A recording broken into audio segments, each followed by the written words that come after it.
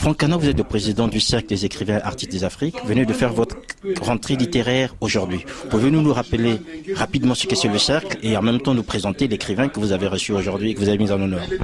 Le Cercle est une association loi 1901 qui réunit des auteurs ainsi que des artistes qui se sont rassemblés pour pouvoir promouvoir leurs œuvres, promouvoir notre richesse culturelle, artistique, encourager les expériences entre les générations et rendre visible tout ce que nous portons en nous, tout ce qui vient de notre culture, tout ce qui vient de nos réflexions et de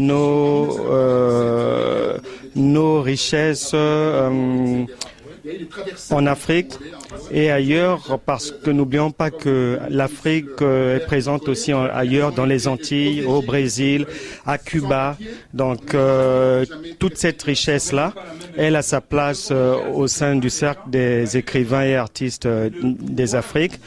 En résumé, nous nous sommes rassemblés pour aller de l'avant. Voilà. Aller de l'avant, c'est ce que vous avez fait aujourd'hui, puisque le Cercle a été créé il y a quelques mois à peine, et aujourd'hui c'est la rentrée littéraire. Alors parlez-nous de cet auteur Benoît Mondelengolo que vous avez reçu aujourd'hui, qui est lui-même en fait deuxième vice-président d'honneur de ce Cercle. Oui, effectivement, il est dit que à tout seigneur tout honneur, et on a voulu rendre à César ce qui lui appartient, c'est-à-dire Monsieur Benoît Mondelengolo a suffisamment déjà dans le passé soutenu, que ce soit des auteurs, des artistes, et il avait été très présent à l'occasion des festivités des 60 ans de la littérature congolaise. Il fut l'un des instigateurs aussi de l'avènement du Cercle, hein, et on a voulu, à l'occasion de la sortie de son 8e ouvrage intitulé « Je plaide non coupable », on a voulu le recevoir pour bénéficier, pour essayer de lui permettre de pouvoir s'étendre sur son œuvre, sur sa pensée, ses idées et surtout son style littéraire atypique et unique jusqu'à présent, le snowprack. Dénommé style qui n'obéit pas aux recommandations académiques classiques.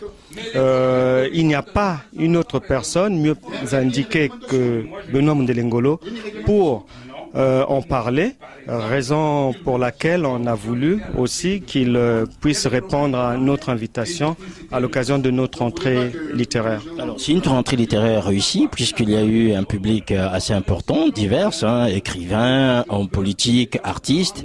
Alors, je voulais juste terminer, Franck Cana, quelle va être l'actualité dans les jours prochains en fait du Cercle? Le Cercle donc aura sa prochaine journée au mois de juin, où nous recevrons 4 auteurs qui auront le loisir de présenter leurs ouvrages. Parmi ces auteurs, nous avons reçu la demande d'auteurs aussi français, on va dire, de souche, qui ont émis le vœu de pouvoir se joindre à nous pour une interculturalité. Donc nous les recevrons. Il y aura Madame Marlène Lafarge, une écrivaine française qui vient de publier Le grain de riz. Elle viendra parler de son ouvrage. Il y aura Evelyne Mancou, il y aura la Gabonaise Charline Effa, et il y aura au programme de cette journée littéraire du Cercle au mois de juin, Isaac Djoumali Senga aussi, qui est programmé, puisqu'il venait de publier L'ingratitude du Caïman. Donc nous allons droit vers la réception de ces auteurs-là, toujours à l'occasion de notre printemps littéraire. Franck Cana, merci. Donc nous avons été là avec Franck Cana, qui est le président du Cercle des écrivains et artistes des Afriques, qui est donc une nouvelle association qui regroupe des artistes et des écrivains venus non seulement d'Afrique, mais aussi des Antilles. Et nous espérons que vous pourriez désormais suivre l'actualité de ce cercle par le biais des ANA TV. Franck Cana, merci. C'est moi qui vous remercie.